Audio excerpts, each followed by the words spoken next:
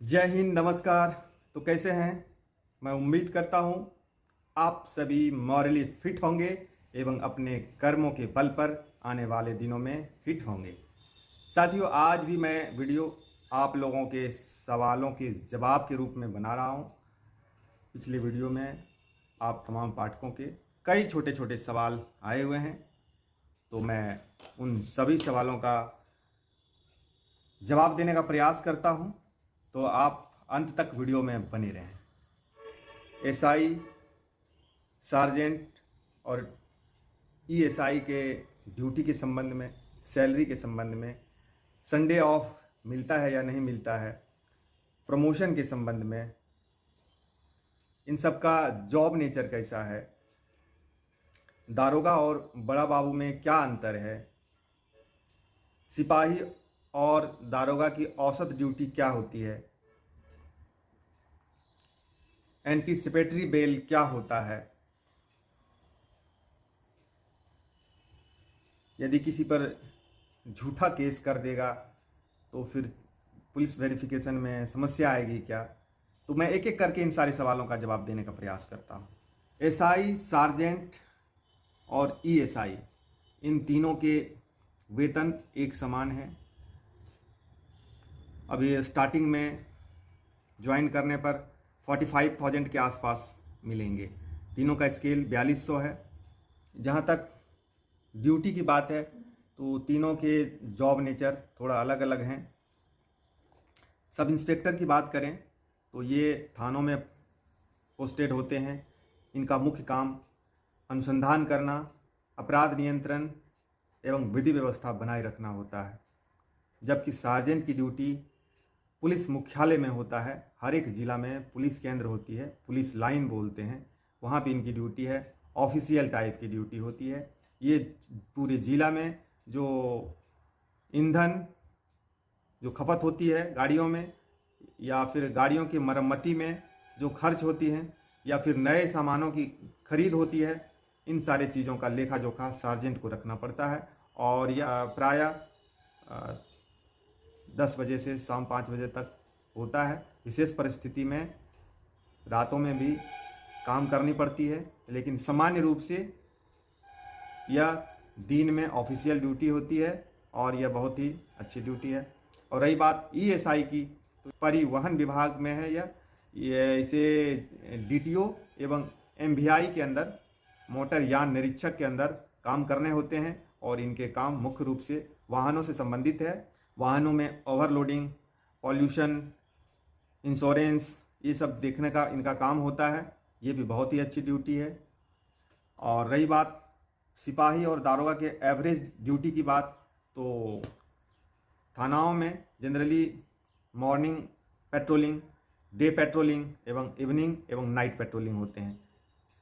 दिन में सुबह 5 बजे से लेकर 10 बजे तक की मॉर्निंग पेट्रोलिंग होती है। तो यह एक शिफ्ट होता है, इसमें जवानों को लगाया जाता है, तो करीब 5-6 घंटे की ड्यूटी होती है। फिर सेकेंड टाइम में 10 बजे से लेकर 4 बजे तक ड्यूटी होती है।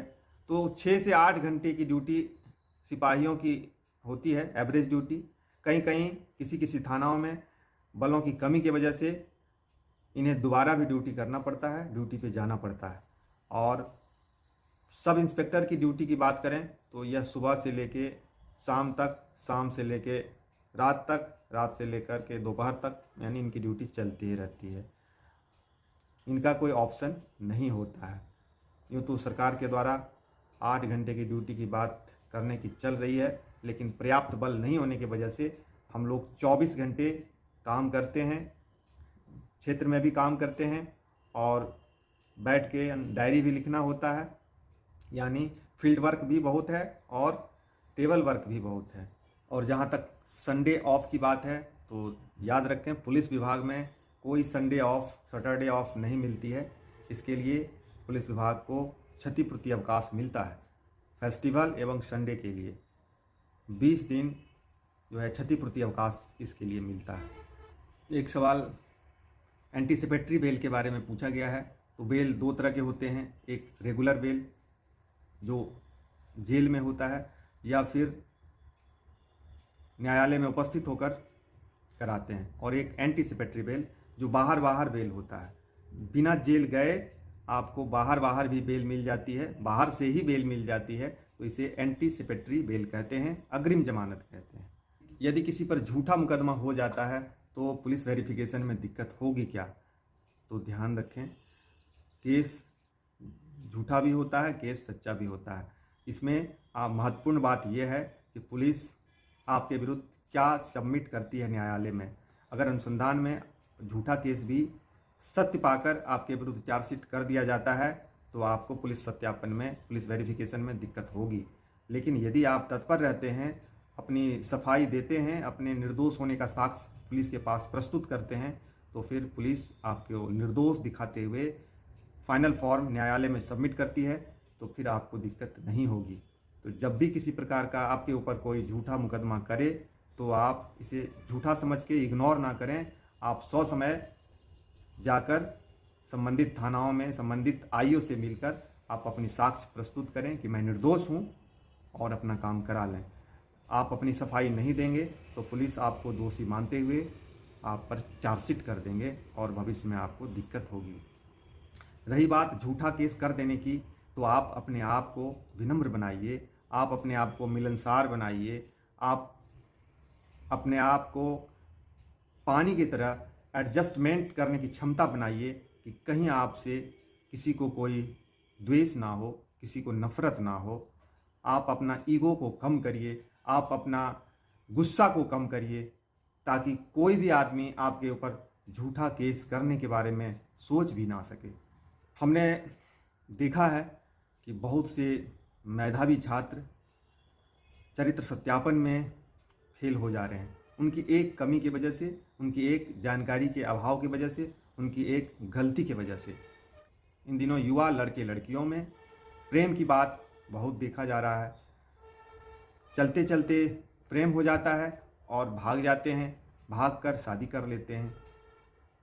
जिसकी उम्र 18 से नीचे रहता है, लड़की का या लड़का का, लेकिन ये सब सोचते हैं कि हम दोनों सहमत हैं, हम दोनों की सहमति है, हम लोग मर्जी से शादी किए हैं, तो यह कोई अपराध नहीं है। लेकिन ध्यान रखने की बात है कि आप दोनों में से कोई भी नाबालिग हैं और सहमति से भी आप भागकर शादी किए हैं, तो यह अपराध है और इसमें आपके विरुद्ध आरोप पत्र चला जाएगा। फिर आप चाहे कितना भी टैलेंटेड क्यों ना हो, आपका चरित्र वेरिफिकेशन में आप फेल ही हो जाएंगे, आप चरित्र सत्यापन में असफल हो जाएंगे। कभी आपका चरित्र उत्तम नहीं माना जाएगा। तो आप ऐसे चीज़ों से बचें। यदि आपको कहीं प्रेम है तो आप बालिग होने तक इंतज़ार करें। बालिग ही नहीं, आपको इतनी जल्दी क्या है, प्रेम करना है तो अपने माता पिता से, अपने भाई बहन से प्रेम करें, अपने किताबों से प्रेम करें, जो आपको उस मंजिल तक, अपने लक्ष्य तक पहुंचाएगा। पहले इनसे प्रेम करें, आप अपने लक्ष्यों तक पहुंचें, उसके बाद फिर आप पारिवारिक जीवन में प्रवेश करें। जल्दीबाजी में आपका चरित्र का वंटाधार हो जाता है।